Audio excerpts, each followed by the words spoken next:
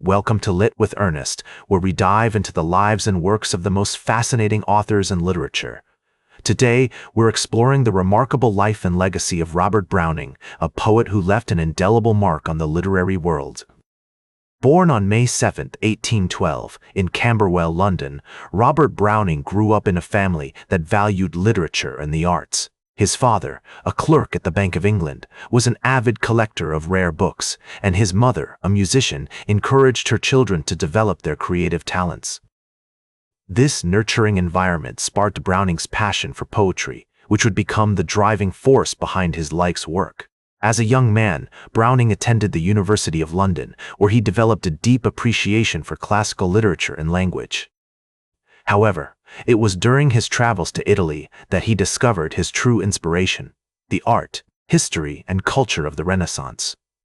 This experience would later influence his poetry, as he drew upon the rich tapestry of Italian history and mythology to craft some of his most iconic works.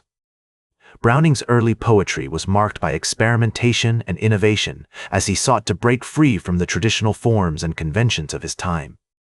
His first collection, Pauline, published in 1833, showcased his unique style and voice, which would eventually earn him recognition as one of the leading poets of the Victorian era.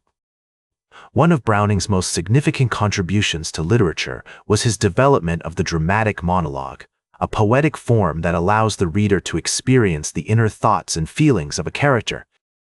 This innovative technique enabled Browning to explore the complexities of human psychology, creating characters that were multidimensional, flawed, and often contradictory.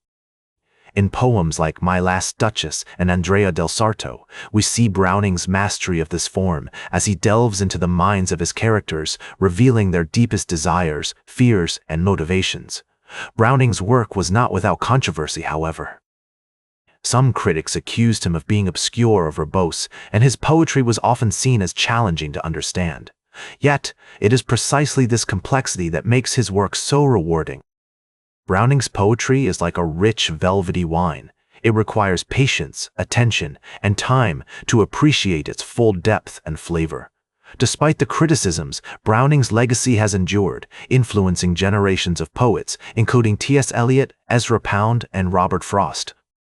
His innovative use of language, form, and psychological insight has shaped the course of modern poetry, pushing the boundaries of what is possible in the medium. So, what can we learn from Robert Browning? For one thing, we can learn about the importance of taking risks in our writing, of experimenting with form, style, and language. We can also learn about the value of exploring the human condition, not just the surface-level stuff, but the deep, messy truths that lie beneath. Browning's poetry reminds us that literature is a powerful tool for self-discovery, allowing us to confront our own fears, desires, and contradictions. As we reflect on Browning's life and work, we're reminded that great literature is often the result of a complex interplay between personal experience, cultural context, and artistic vision. His poetry is like a river that flows through the landscape of human experience, twisting and turning, sometimes calm and sometimes turbulent, but always pushing us forward towards new insights and understanding. In conclusion, Robert Browning's legacy is a testament to the power of literature to transform, to inspire, and to connect us with our shared humanity. His work continues to resonate with readers today, offering a profound exploration of the human condition in all its complexity and beauty. Like this episode if it hit true. Share it if you respect honest talk about authors. Subscribe because we'll do this again. This is Ernest, signing off.